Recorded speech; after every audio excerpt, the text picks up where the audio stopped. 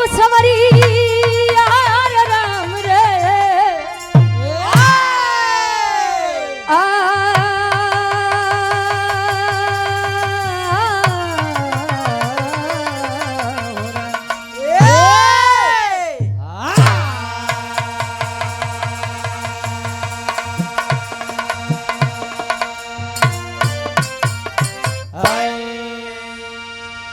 महाभारत आप लोग प्रत्येक दिन सुनते हैं।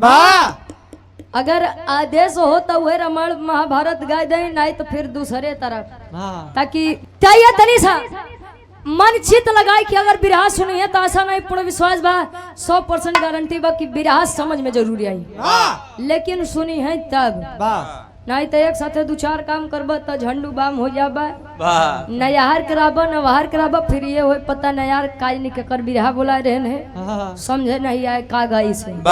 हाँ कहे कि आजकल आदमी अपन दोष नहीं देखते हैं, दूसरे के दोष देखे में ज्यादा तेज है। त्या बरे जे के सुने के बाद ध्यान से सुने, जे के नहीं सुने बाबू आराम से उठो आ चली जाओ भाई। 4 लाइन भूमिका के अंदर कवि जी भाव लिखत हैं कैसे,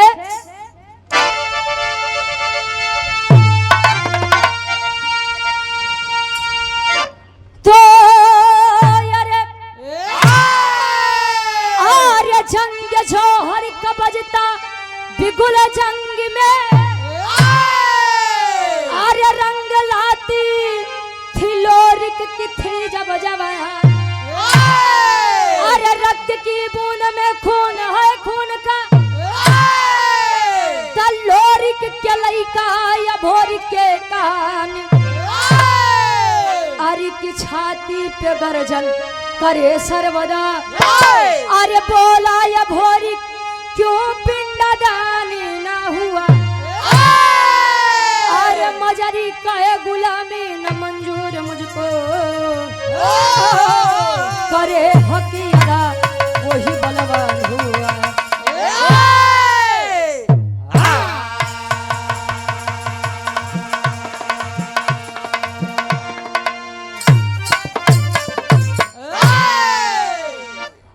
जंग जोहर का बजता बिगुल जंग में, रंग लाती थी लोरिक की थी जब जवानी, रक्त की बूंद में खून है खून का, तो लोरिक के लइका या भोरिक के कहानी।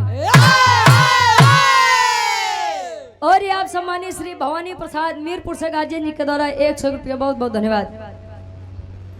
कहानी के जरिए आप लोग समझिए। हाँ कुछ लइका समाज में, हाँ भैया, कि माई बाबू पीढ़ी दर पीढ़ी इज्जत सम्मान बनावत चला आवे, लेकिन घर परिवार में एक लड़का अगर ऐसा जन्म ले ले कि पूर्वजन के बनी बनाई इज्जत एक लड़का माटी में मिलावे के हिम्मत रखत है के जान ले। लोग कहते कि बिटिया 2 कुल तारत है, बिटिया 2 कुल तारत है सब जानत है, लेकिन बिटिया अगर हो जाए तो कुछ आदमी यहाँ समाज में जैसे लागत कि उनका 2 जूता के मुँह पे मार दे। बिटिया देख के ऐसा आदमी परेशान होते हैं। जब हॉस्पिटल जाइए मेहरारू के डिलीवरी रहे तो कहिए भैया हमें मेल नहीं फीमेल डॉक्टर चाहिए, मतलब कि लड़की के देखाऊ नहीं आदमी चाहता है, कुछ आदमी है लड़की का पढ़ाऊ नहीं चाहता है, लेकिन अगर मेहरारू का इलाज करे खातिर बात है औरतें वाली उनका डॉक्टर चाहत बा बारे समाज। और ये आप सम्मानित श्री बहादुर यादव जी लाला कपूरवा से 500 रुपया बहुत बहुत धन्यवाद। महिलाएं तो क्या कहते हैं महिला तो हर बात है ये लगवा नहीं। और आप सम्मानित श्री राम जगपाल महमूदपुर से आपके द्वारा 200 रुपया बहुत बहुत धन्यवाद। कहे लोरिक के लइका या भोरिक, लोरिक के बाऊ के का नाम रहे इतिहास भाई आप लोग जाना था कि अगर बिरताई के बारे में नाम आवे तो लोग लोरिक और समरू के नाम बड़े अदब से लेते। अपन खानदानी वीर रहे कहो पूर्वज रहे अपन लोग के समरू और लोरिक के पिता के नाम कुबई दादा। अच्छा कुबई के ससुरारी कहाँ रही आप लोग जानत हो बा? जे हमार पुरनिया काका दादा लोग बैठा है, तू जानत है कौन मंजित भैया? हाँ तू जनबे करबा। कुबई जी के ससुराल ये अपने नेवाड़ी जेठवाड़ा प्रतापगढ़ में। कुबई के मेहरारू के नाम रहे खोइलन और जेठवाड़ा नेवाड़ी चल जाबा प्रतापगढ़ में तो एक धाम बमाई खोइलन धाम के नाम से। वही कुबई के ससुराल रहे। उनकर घर कहाँ रहे? गढ़गौरा। गढ़गौरा के वीर कुबई दादा और माई खोइलन के बीच में दुई लड़का जेकर नाम लोरिक और समरू बताया गया। लोरिक और समरू जौने रण में जाओ, जौने दंगल में जाओ, अच्छे अच्छे पहलवान उनसे डेरान। अच्छा, लोरिक के शादी भल। लोरिक के धर्म पत्नी के नाम मजरी रहे। अब मजरी और लोरिक के बीच में एक लड़का जेकर नाम अभोरिक बताया गया। कहानी का शुरुआत यारे से बा। संसार का काट सकते हैं, आया है सो जाएगा, राजा रंग फकीर। और कोई विमान पे चढ़ चला, कोई बंधा जाती जंजीर। जय आए बा कितना बड़ वीर हो, लेकिन वो क्या दुनिया से वीर लोरिक इस नश्वर संसार को छोड़कर गए। अब होरिक बाल्यावस्था से किशोरावस्था में जब प्रवेश किया, मतलब लड़के से जब ओकरे जवानी आए, लगभग 20-21 वर्ष के जब वीर अब होरिक भा तो कवि जी एक लाइन लिखत हन वीरन खातिर, वीरन बदे भाव बा।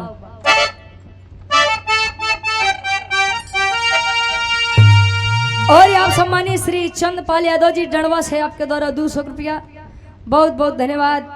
और आप सम्मानित श्री श्यामलाल यादव जी दौलतपुर से 200 रुपया। कोनो लड़का कोनो लड़की से कहे ओकर खूबसूरती देख के कहे का कहे का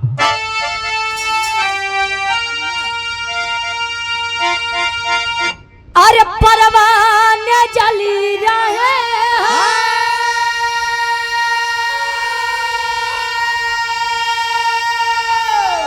अरे परवाने जली रहे तेरे इश्क में तमाम।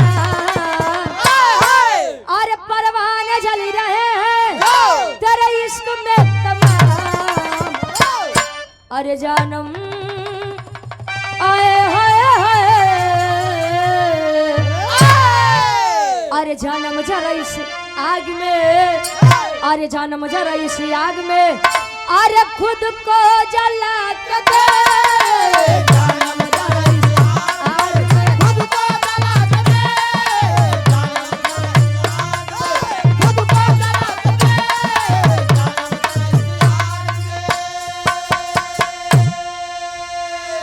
कहे परवाने जल रहे हैं तेरे इश्क में तमाम, अजानम जरा इस आग में खुद को जला के दे। लेकिन कभी का भाव है वो वीरन खातिर।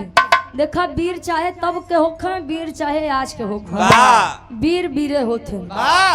वीर सदैव सामने से वार करते हैं, ना कि पीठ पीछे वार करें। अजय पीठ पीछे वार करें। और आप सम्मानित श्री गार्जियन जी दूल्हे राजा के सबसे बड़े भाई श्री ओम प्रकाश यादव जी, हमारे गार्जियन जी के द्वारा ये सादर 1100 रुपए का सम्मान। बहुत बहुत धन्यवाद। आशीर्वाद के चारे की हम बच्चे अपनी कला में कामयाब रहे। भैया के गोड़ छू के पहल की बात कहे। पहले के लोग कहा कि रघुकुल रीति सदा चली आई, अब प्राण जाई प्रवचन न जाई। बात खातिर मर मिट जाई हाँ, लेकिन बात नहीं कटे के चाहिए। लोग कहते हैं कि आज के समय में हर घर में वीर पैदा नहीं होते हैं। अगर लोग कहते हैं कि हर घर में वीर पैदा नहीं होते, तो हम भी कहते हैं कि हर माँ वीर पैदा भी नहीं कर सकती। कहो समाज में ढेर कुछ होत बा, लेकिन आवाज वह उठावत बा जो सही सही मर्द बा। नहीं तो कुछ आदमी के खाली यह कहना हम भैया हम संतन से का परी का तन कैसे भाव बा। अरे बोला है वीर बाघे,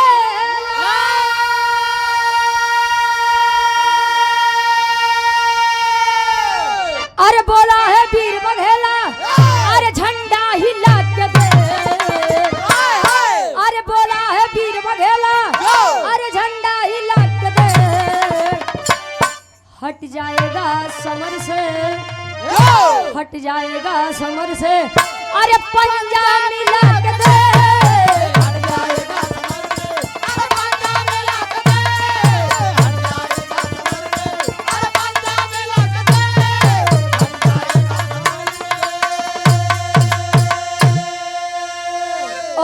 सम्मानीय श्री राम प्यारे यादव जी दौलतपुर से बहुत बहुत धन्यवाद। 200 रुपया।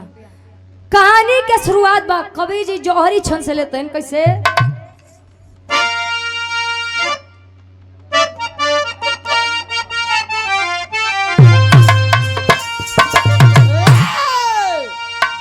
और तो एक दिन मजरी माता से घोर के आके बोला कब से तुम हो मसोई अरे अब तलखिया खोला हे पिताजी मेरे सानी तलवार हाथ में साजे कहने जिनके माँ दुर्गा अरे माता रही विराजे रणदंगल में जब जाते जंग के अंदर मुश्किल करता था जीना न फिर चुनौती सदा जो सदा वो है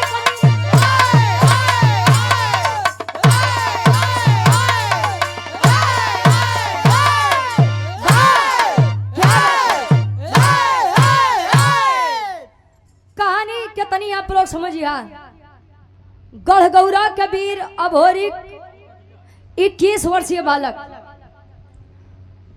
माई दुर्गा के चौरा पे बैठ के लगातार माई के केवल और केवल आराधना करे।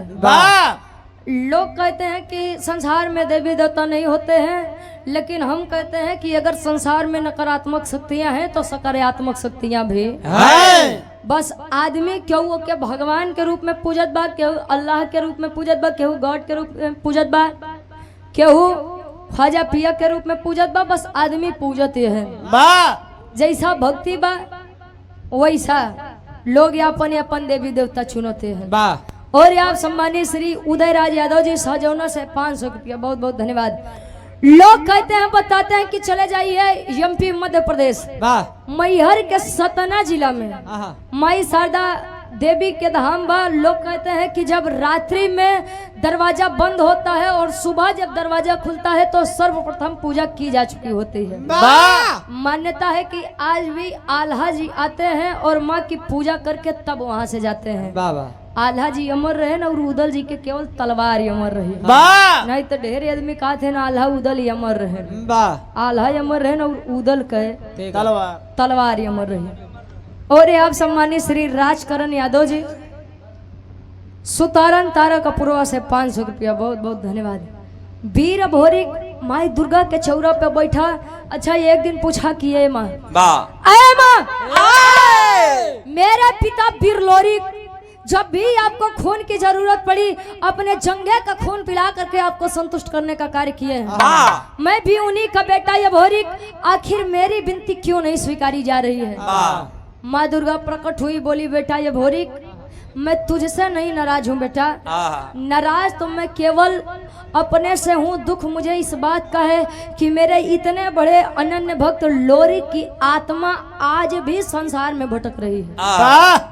आप वही लोग बतावा था कि जो ले पुरनियन का पिंडा दान नहीं होता तो ले उनकर आत्मा भटकत रहत। आई चीज के साक्षात प्रमाण भाई सुल्तानपुर प्रतापगढ़ अमेठी, जहाँ लोग गए जगन्नाथ जी के दर्शन करे के बाद आई के गए जगन्नाथ जी के भात करवावत है। कब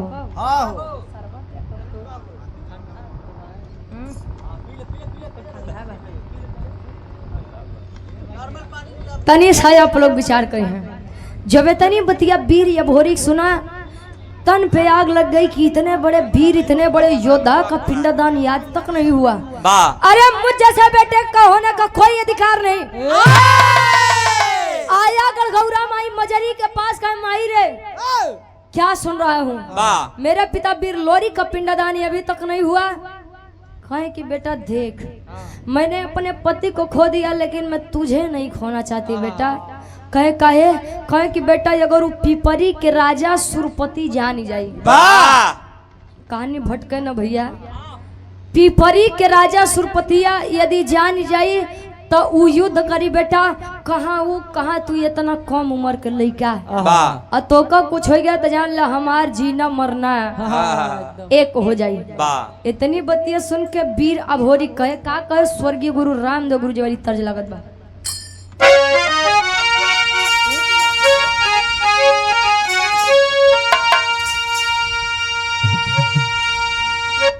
अरे तझुलनी पे उड़ानी,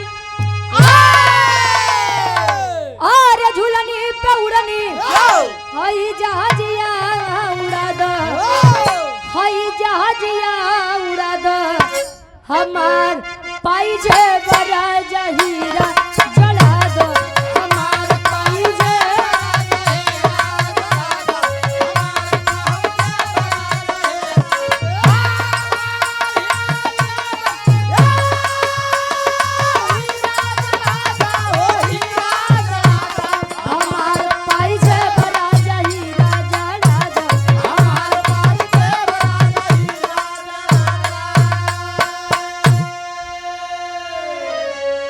झुलनी पे उड़नी जहाजिया उड़ा दा, हमार पाइजे बराजो हीरा जड़ा दा। इता दुल्हा दुल्ही के बात रहे, लेकिन कवि जी तोर से बढ़िया फर्ज में लिखत हैं कैसे।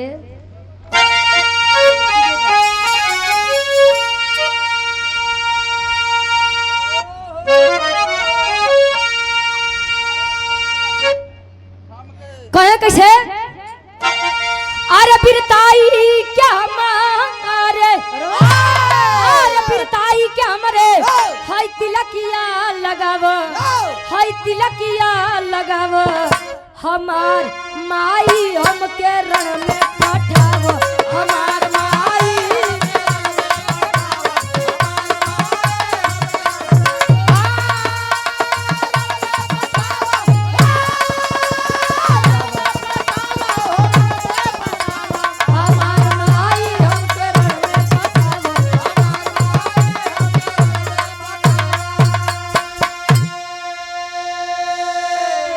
कहे बाढ़ल गुमान बाटे, अरे दुश्मन के भारी, मिटाऊ खान दान बाट पूरी तैयारी,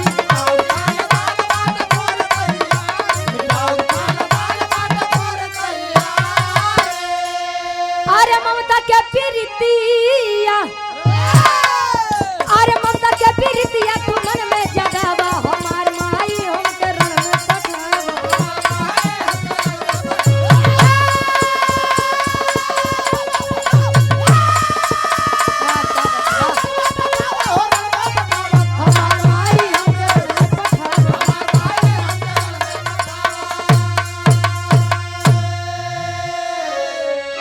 बिरताई के हमारा तिलकिया लगावा, हमार माई हम के रण में पठावा।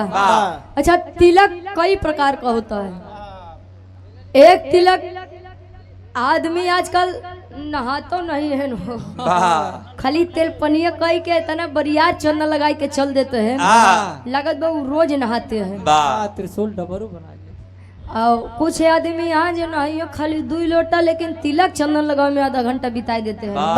यार ज्यादा नहीं बाबा, चाचा यार कम तो नहीं बाबा, कितना मने 3 दाव नहाता, तू कोई दाव नहाते, अरे तो 5 दाव।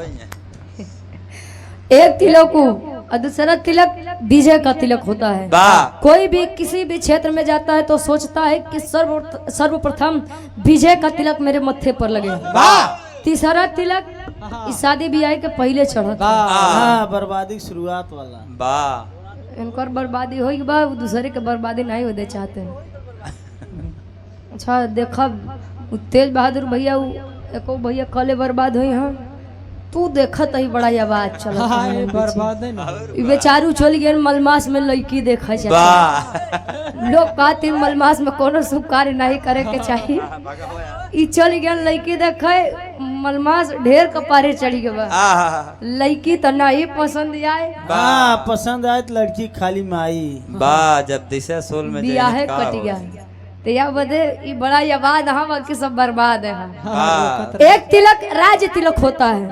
पहले के समय में राजतंत्र चलत रहा ने राजा के लड़का जन्म ले चाहे वो अनर हो, गूंग हो, बहिर हो, लंगड़ा हो, लूला हो, चाहे नकचुआना हो, लेकिन फिर भी ओके लोग राजकुमार कहाँ आवे वाले समय में राज्याभिषेक हो जाए तो राजा कहवाए भाई बा का हो मंजीत भैया तमाम तमाम तिलक बा का करबा देखा राम जाने तो हर बर्बादी कैसे चालू हुई। और यहाँ बड़े भाई श्री प्रदीप यादव जी दरिया लाल कपूरवा से 100 रुपया बहुत बहुत धन्यवाद। माँ का आशीर्वाद लेकर कहा है कि माँ अब हम चाहे जियब चाहे हम मरब, लेकिन अगर बात बिरताई के ऊपर आई बा तो हम पीछे ना नहीं हटब। बा 21 वर्षीय बालक गढ़गौरा से निकला है, आया है कहाँ वीरभोरी, वही काशी बनारस के धरती पर, बा वही काशी बनारस के धरती जहाँ यहाँ पे लोग कहा था कि काशी भगवान भोलेनाथ के त्रिशूल पर टिकी बा।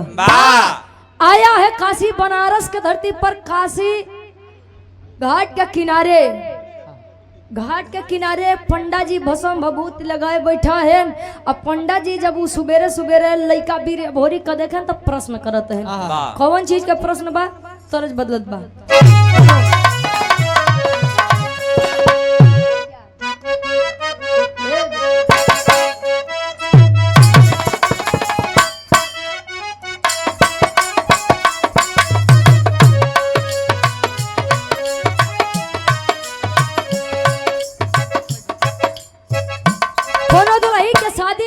पहले के समय में गौना 3 साल 5 साल 7 साल 9 साल 11 साल 13 साल 15 साल 17 साल 19 साल 21 साल 23 साल जाए जाए बुढ़ौती आ जाए इतने में। इतना दिन बाद जाओ तब हो आदमी के अंदर सब चीज सहाय के क्षमता रहे। आज के दुल्ही कहे कि भेज दा मोबाइल तत्काल राजा जी, मनवा करे बतियती वीडियो कॉल राजा जी। आज के दुल्ही कहीं शादी तो होने के बाद जले बड़का मोबाइल नहीं मिलत बा, वो बियाह कहाँ से ठोत बा भाई। अच्छा गवना का दिन जब रखान तो दुल्ही बेचारी बड़ा डेराए कि हमका पता नहीं सास ससुर कैसे मिली हो, हमका हमार दुल्हा कैसे मिली। आज के साला जमाने उल्टा बा, सास ससुर डराते हैं कि हमका पतोहू कैसे मिली। पता ना महीना 6 महीना साथे रह दे लड़का के कि अलग कराए दे, और 9 से ज्यादा हमरे बड़का भैया लोग के ऊपर विपत्ति आए बा। पता ना महीना 2 महीना जिए दे कि नीला डरमे में जाबो। कहो अबे नया कांड बड़ा वायरल चलत बा।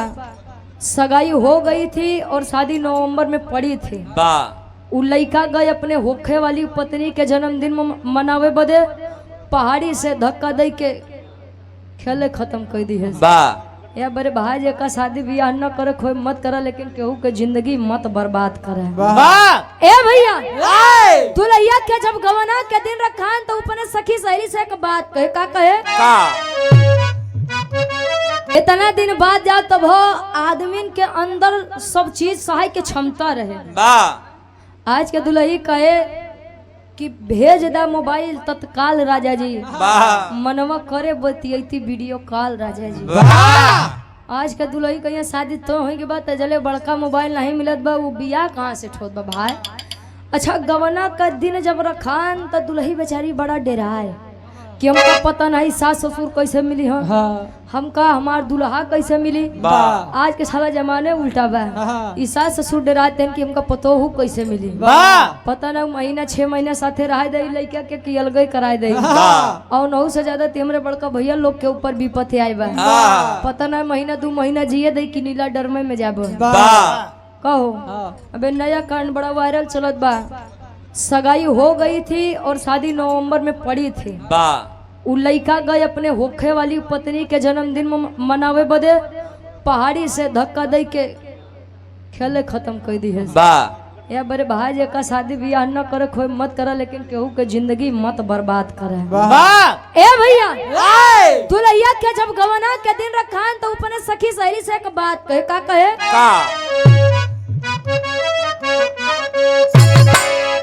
अरे जब से गवनावा के दिनवा धराई, रतिया ननी दयावे देहो पिया राई। जब से गवना के दिनवा धराई, रतिया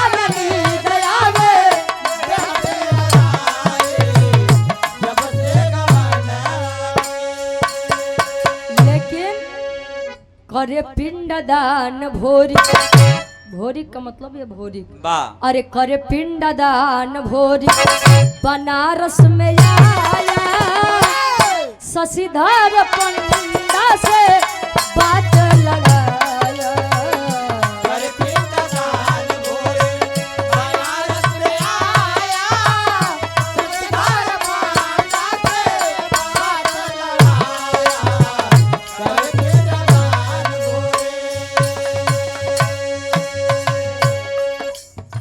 आया है बनारस के धरती पर, आया शशिधर पंडा देखे कि अरे बेटा ब्रह्म बेला में इस घाट के किनारे क्या करने आए हो? वाह कहे स्वामी मैं गढ़ गौरा से आया, बिरलोरी का बेटा हूँ अभोरी। वाह ओहो बिरलोरी के बेटा हो? वाह अरे बेटा बहुत बरियार वीर रहे, वाह उनके सामने अच्छे अच्छे वीर पानी पसीना छोड़ दे बेटा। वाह क्या बात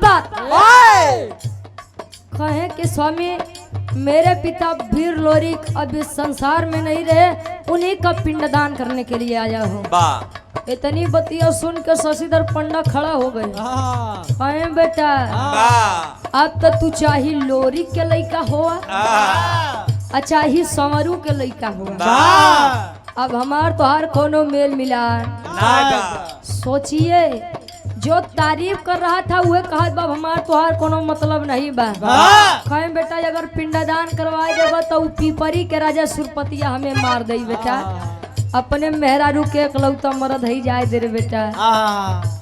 कहे काहे बदे? कहे कि जो अबे तोर खेले खाए के उम्र बा, वाह अबे खेल खा, युद्ध करे के तोर समय नहीं बा। वाह समझावे शशिधर पंडा कैसे?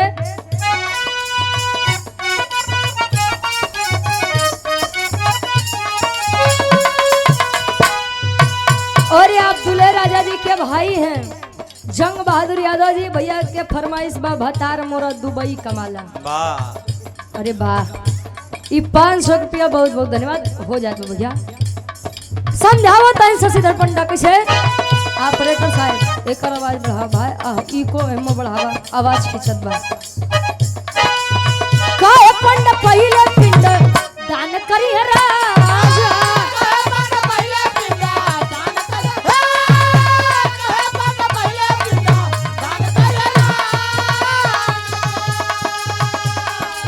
जबरदस्ती करबा बच्चा रण में मारा जावा,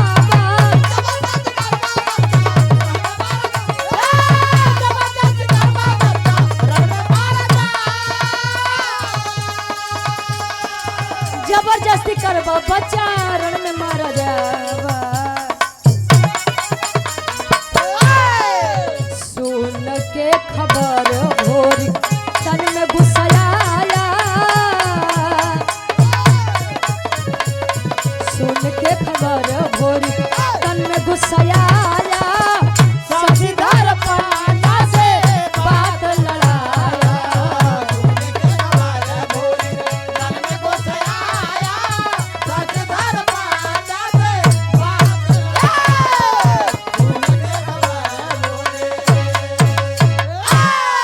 और आप श्री लल्लन यादव जी बराहिनपुर से 100 रुपया बहुत बहुत धन्यवाद। और ये आप हृदय के गार्जियन जी मनोराम यादव जी पूरे सिदाई भगत से 100 रुपया। श्री प्रदीप यादव जी प्रधान जी हमारे ग्राम सभा बलीपुर से 200 रुपया बहुत बहुत धन्यवाद। आशीर्वाद के चारे कि हम बच्चे अपनी कला में कामयाब रहे बाप लहो। और ये आप श्री रामदास यादव जी गंगापुर से 200 रुपया। 1 स्वर में सबके नमस्ते प्रणाम स्वीकार होकर वाह समझावत है। पिपरी के राजा सुरपति का कहना है कि दिन का सुबह का सबसे पहला पिंडदान मैं करूंगा और कोई नहीं करेगा। अगर बेटा हम करवा दे तो हमें मार दे, हमारे घरे लड़कियां गदेला है कहाँ जो यहाँ कुल बेचारे। इतनी बतिया सुन के वीर भोरी निकाल के तलवार रख दिया गर्दन पर। पिंडदान करवाऊंगा कि नहीं करवाऊंगा, करवाऊंगा कि नहीं करवाऊंगा। आज शुद्ध में बोले करवाऊबे कि नहीं करवाऊबे। बोल इतनी बतिया सुन के शशिधर पंडा सोचत बा कि रे साला आगे कुआं पीछे खाई। ए स्वामी हम कौनी ओरिया जाई, पिंडदान नहीं करवाऊ तो ई मार दई। ई के मतलब वीर अभोरी। पिंडदान करवा दे तो पिपरी के राजा सुरपति मार दई आहा। कहाँ जाई महाराज कहे जवान सामने पड़ा बा पहले ओका देखा बाद में देखा शशिधर वाह पिंडादान करवाए अब बिहार के बाद तिहारे छोड़ दा बनारस में पिंडदान हुआ शशिधर पंडा अबीर भोरी बतियात है और वहार खबर पहुंचत बा पिपरी के राजा सुरपति के लगे वाह बड़का वीर बनत है हाँ। बड़का मर्द बनत है कल के आय लइका तोरे नियम के उल्लंघन कर दे से तू बैठा खाली राजगद्दी संभारा वाह कहे मतलब ई बा कि कोई आया है गड़गौरा से सर्वप्रथम सुबह का पिंडदान अपने पिता को कर दिया तू लखत रहा कुछ हो तोहरे बस के बाद नहीं बा। इतनी बतिया सुन के शशिधर पंडा और सुरपति भैया हारन कम करा ढेर बोलत बा साउंड के आवाज बढ़ावा हारन कम करा सुरपति सजाया है हजारों की सेना वाह सेना सजा करके घोड़े पर सवार होकर के आया है कहाँ बनारस के धरती पर अजब आया तब तेरी के भाव लगत बा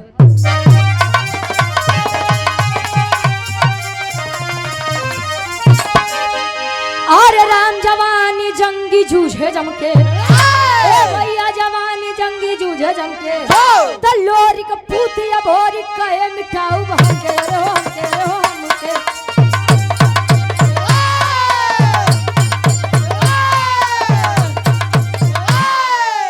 लोरिक पूत या भोरी कहे मिठाऊ हमके जवानी जंगी जूझे हम के मतलब अहंकार अहंकार घमंड लोग कहते हैं कि अहंकार ईश्वर का आहार होता है वाह अच्छा हजारों की फौज सजा कर आया एक तरफ पिपरी का राजा सुरपति हजारों की फौज लिए और एक तरफ केवल 21 वर्षीय बालक वीर अभोरी का बेटा वीर लोरी का बेटा अबीर अभोरी खड़ा है शशिधर पंडा देखन तो कहन गए काम से आहा उठ के निकले लगे तो वीर अभोरी पकड़ के कुर्ताए बाबा कहाँ वाह जल वीर अभोरी जिया तो तले इशार तो छुई नहीं पाई तू खाली बैठा वाह बैठा इस चीज के तू साक्षी बनिया कहीं कि जा सार तू तो मरबे करबा हम कल डूबबा तोरे तो मेहरारू लड़किया है ना हमार मेहरारू लड़किया कुल हाँ मेहरारू हमार बिन मनसेदू के हो जाई बेटवा हमार बिन बाप के हो जाई वाह अच्छा विचार करत है ना यार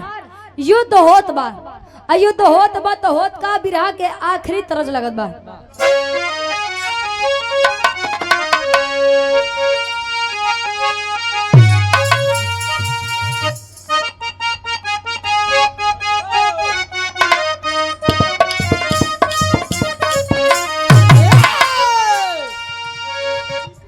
अरे सासू मार तनवा अरे सासू मार तनवा आई नदिया मार तनवा रे तनवा हरि हो मारे कि तनवा हरि हो मारे तो हमरे भैया के सरवा रे तनवा हई हो मारना हमारे भाइया के दरबार तनवा हरि हो मारे हमारे भाइया के दरबार तनवा हरि हो मारे लेकिन और यह सम्मानित दूल्हे राजा के पूजनीय पिताजी श्री राम अवध यादव जी घर मलिकार साहब पुनः आपके द्वारा 500 रुपया बहुत बहुत धन्यवाद। सम्मानित श्री दीपू यादव जी डणवा से 200 रुपया और ये आप बड़े भाई श्री अन्य महमूदपुर से 100 रुपया बहुत बहुत धन्यवाद। कहे कैसे अरे लोरिक के पुतवा गरजा लोरिक के पुतवा गरजा वीर बालवनवा जनवा हरि के मरबना जनवा हरि के मरबना कूदा जंग माय जनवा रे जनवा हरि के मरबना हरि के मरबना पूरा जंग माय हरि के मरबना कहे लोरिक के पुतवा गरजा वीर बलवनवा जनवा अरि के मरबना वाह। कूदा जंगे मैदानवा जनवा आरी के मारबे अरि के मरबना वाह। युद्ध होत बा दोनों तरफ अयाहर युद्ध होत बा त मारत काटत मारत काटत मारत पहुंचत जे बेचारे 150 वीर बचन लागे सुरपति के गरियावे ई त मरबे भवा ससुर हम लोग के मार डाले इन्हन सारे तो चूतिया रहे जो एकरे चक्कर में मर गए हैं। वाह हम लोग थोड़ी पागल है मेहरारू लड़का घरे है ना हम एकरे चक्कर में मरब। वाह जितना कुल जियता वहाँ बेचारे लंबा लंबा लेट गए। वाह ऐसा हो कि अब भोरिका जान जाए कुल लोग मरा है नहीं है सार मरते यार। हाँ। पहुंचा पकड़ के कॉलर खींच लिया घोड़े से वाह उधर नीचे।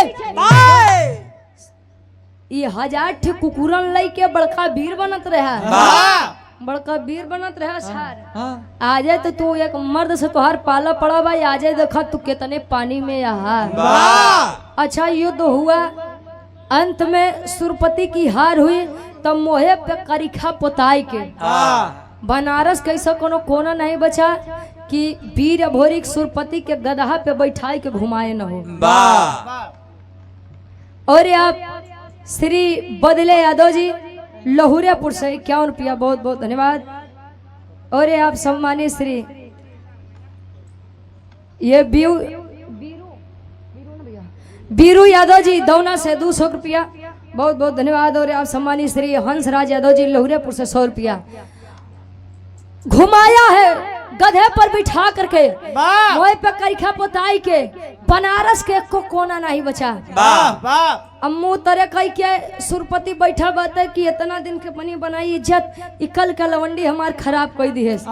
अच्छा सुरपति के एक बिटिया रहे जकर नाम केवला पतिया बताया गया। कहानी तीसरे मोड़ के तरफ घूमत बा। सुरपति की एक बिटिया जिसका नाम केवला पतिया बताया गया। केवला पतिया वीर अभोरी के वीरताई पर पहले से ही बड़ी प्रसन्न थी।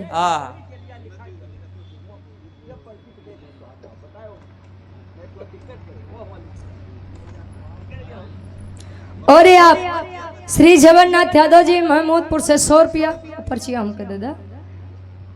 और ये आप हृदय के गार्जियन जी श्री इंद्र कुमार यादव जी पूरे बदलू का पूर्वा केवटली से 500 रुपया भैया के बहुत बहुत धन्यवाद। छोटे लाल यादव जी उसरी से 200 रुपया बहुत बहुत धन्यवाद। ए भैया यहाँ केवला पतिया जब पता पाए कि वह वीर या भोरी गढ़गौरा से आए हैं हमरे पिताजी के तनी बड़ी बेइज्जती कर दी है।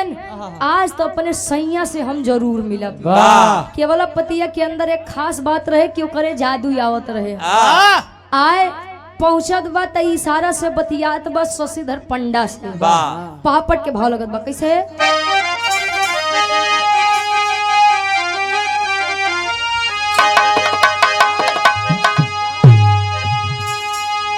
अरे आई केवला पतिया बन हसीना जीना मुश्किल बा। अरे आई केवला पतिया बन हसीना जीना मुश्किल बा।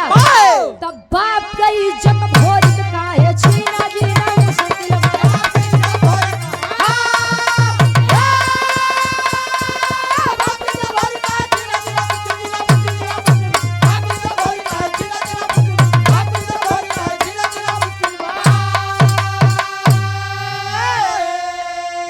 अरे जादू चलाई दिहली सुगना बनाई हो तब पिजड़ा में कैद करके पिपरी लई के आई हो।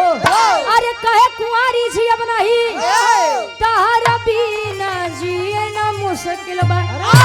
अरे बाप का इज्जत भोरी के काहे छीना जीना मुश्किल बा। और आप श्री साधु राम यादव जी छेदी सिंह का पूर्वा है हना से आपके द्वारा 500 रुपया बहुत बहुत धन्यवाद। आई है शशिधर पंडा से इशारा में पूछत बा बाबा के उ कवन वीर बा कि जवन हमरे बाऊ के तनी बनी बनाई इज्जत कुल माटी में मिलाई दी है। शशिधर पंडा मार सीना चौड़ा करे बा। रे बेटा इहे बा इहे लइका बाबा जे तोरे बाबू के गदहा पे बैठाए के पूरा बनारस के कोना घुमाए बा। आ एतनीन बतिया पे केवला पतिया नयाव देखे सुनताव जादू से वीर भोरी के सुगना बनाए के पिजड़ा में कैद करके कहे रजेऊ ए हमर सैया आवा चला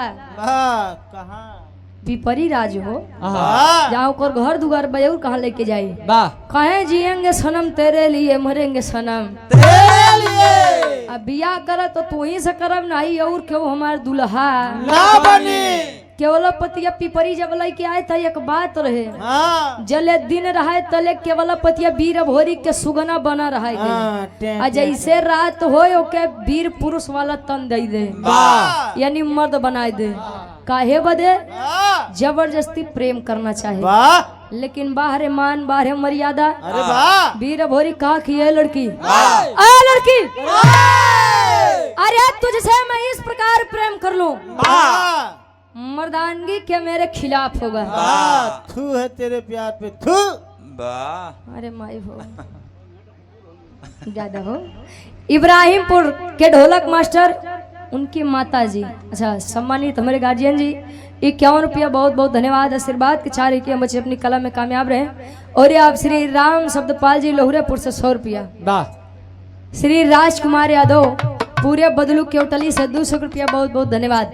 अच्छा यह समय करत करत दिन बीता गवा वाह बीता गवा बीतक मतलब समय बीतत गवा वाह। बीतत गवा अपन अपन भाषा बा कहो अच्छा समय जब बीता चला जात बा तले यार गड़गौरा में माई मजरी के अपने लड़का वीर अभोरी के चिंता सतावत बा वाह बेटा मेरा इतना दिन हो गया गया ना कोई खबर मिला ना कोई संदेशा मिला लगता है पिपरी के राजा सुरपति के द्वारा मारा गया वाह आए हाय गढ़गौरा का दुई वीर के भेजा तही वीर अभोरी के पता लगावे बदे वाह। कैसे आल्हा के भाव में कवि जी प्रमाण देते हैं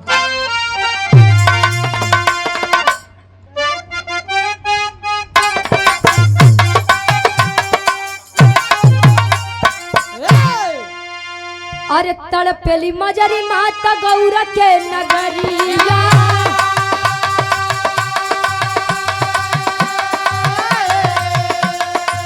देवराई चनराई के दिहली न पठा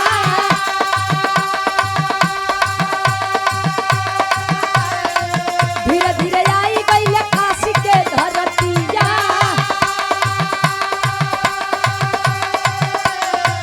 धीरे धीरे आई गई काशी के धरतिया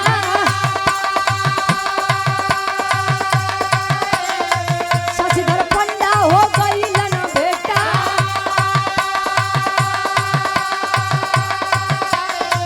लगले बतावे पंडा पूरी तब खबरिया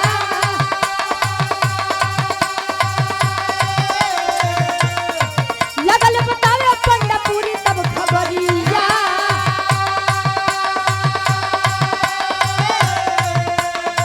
केवल पतिया सुगन दे है सब होरी के बना जमुई के बोलाई लिहल तू न हो बीला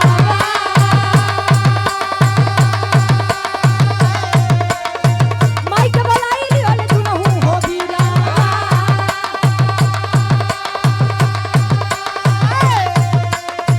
झूमी झूमी जोगी बन के भजन रहेगा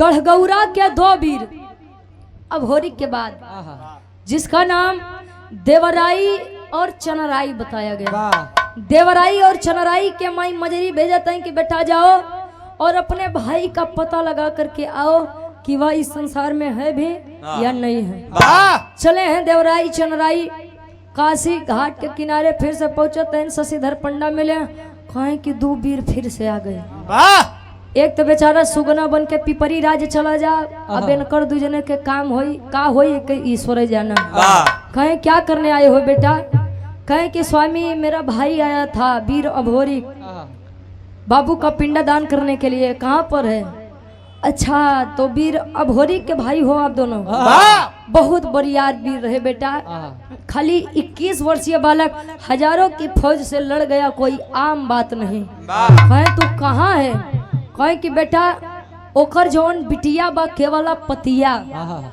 उ मने मन वीर अभोरी के बड़ा चाहे सुगना बनाई के अपने पिपरी राज लेके गए बा वाह। तो है अगर वीर अभोरी चाहिए तो हिया ना बल्कि पिपरी राज चली जाए वाह जमुनी माई के बोलावत है न तीनों लोग जोगी के रूप बन के भजन गावत पहुंचते हैं वाह कहाँ सुरपति के राज दरबार में वाह वाह और आप सम्मानित श्री संजय यादव जी बराहीनपुर और पूर्व प्रधान जी वाह आपके द्वारा ये 100 रुपया बहुत बहुत धन्यवाद सम्मानित श्री राम तेज कोटेदार साहब बराहीनपुर से 100 रुपया। और आप हृदय के गार्जियन जी सम्मानित श्री अमरनाथ यादव जी केवटोली से 100 रुपया। आशीर्वाद के चाह रहे कि हम अच्छे अपनी कला में कामयाब रहें। और ये आप सम्मानित हृदय के गार्जियन जी जग नारायण यादव जी खदरा से 100 रुपया।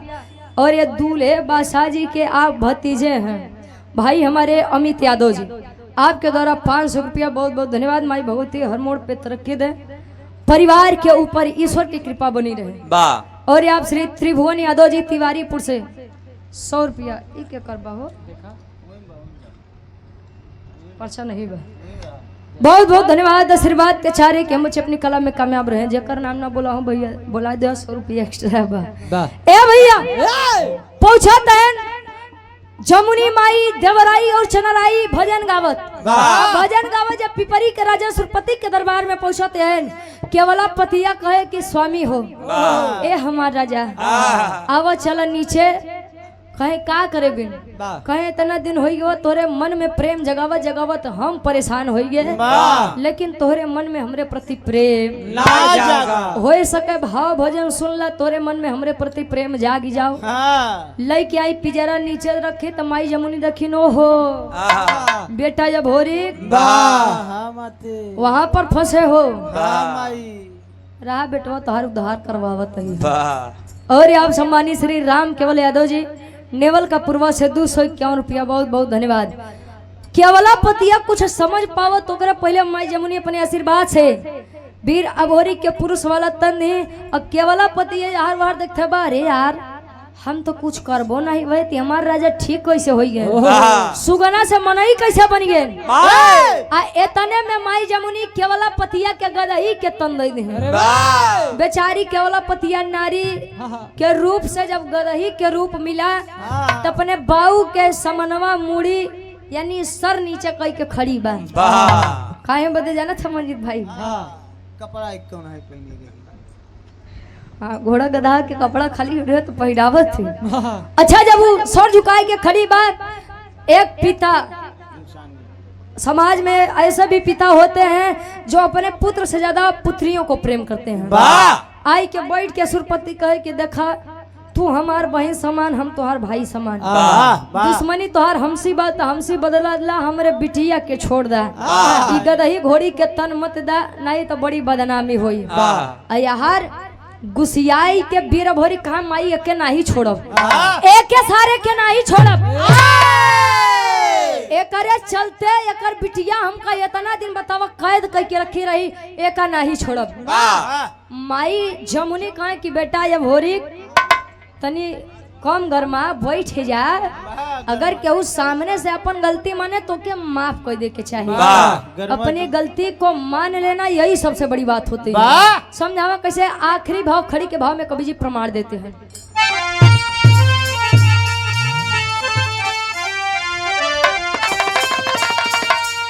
अरे माने गलती जमुनी के अरे शरणिया धई के हमारी भाई तू बहिनी बचनिया कही के हमारी भाई तो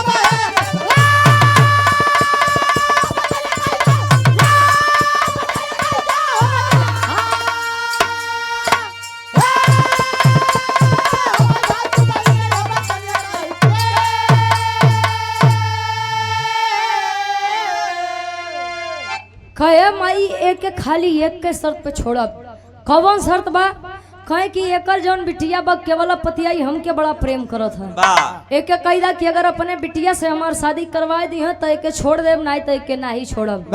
कहे कि बेटा शादी तो हम करवाए देब लेकिन जोड़ी अबे फिट नहीं बैठी। कहे बदे कहे या तो तू गदहा बनी जा या तो के लड़की बनावा। अब तू लड़का ऊ गदही तो जोड़ कैसे खाई। माई जमुनी कहे कि ना तो जब केहू गदहा बनी ना तो केहू गदही हम लोग के ठीक करत है। जब ठीक बा तो केवला पतिया और वीर अभोरी के विवाह होत बा वही पिपरी के राज्य में। कैसे? और आप श्री दिनेश यादव जी महमूदपुर से 200 रुपया। बहुत बहुत धन्यवाद। सम्मानित गार्जियन जी श्री जसवंत पाल महमूदपुर से 100 रुपया। आशीर्वाद के चारे के मुझे अपनी कला में कामयाब रहे। साथी हो बक से अरे केवल पति या भोरी के हो गईली हो शादी तो शिव भोरी पैदा भइले पिपरी मिली आजादी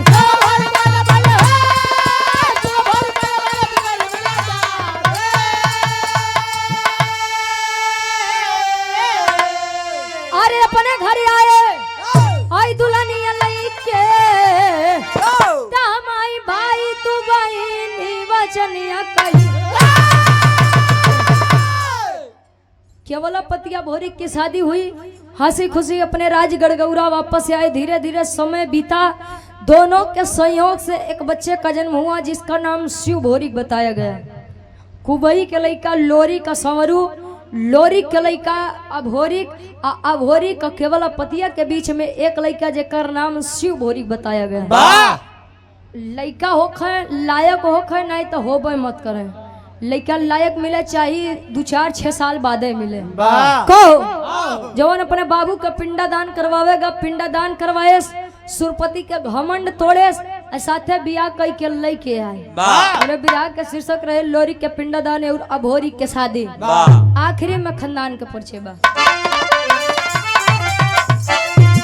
गुरु बिहारी गुरु गणेश गुरु रामलाल गुरकारी स्वर्गवासी चंद्रिका कवि बच्चन जी बने पुजारी हो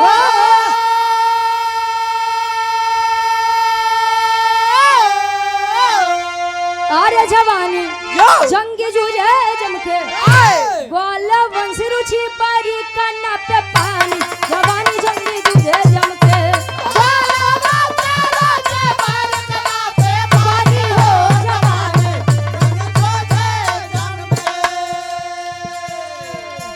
देखते रहे संसार की हालत देखते रहे संसार की हालत क्या हो गई भगवान कितना बदल गया इंसान कितना बदल गया इंसान सूरज न बदला चांद न बदला सूरज न बदला चांद न बदला ना बदला आसमान कितना बदल गया इंसान कितना बदल गया इंसान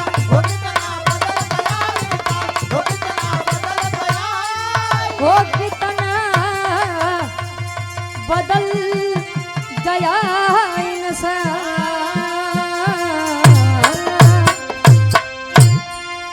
एक लाइन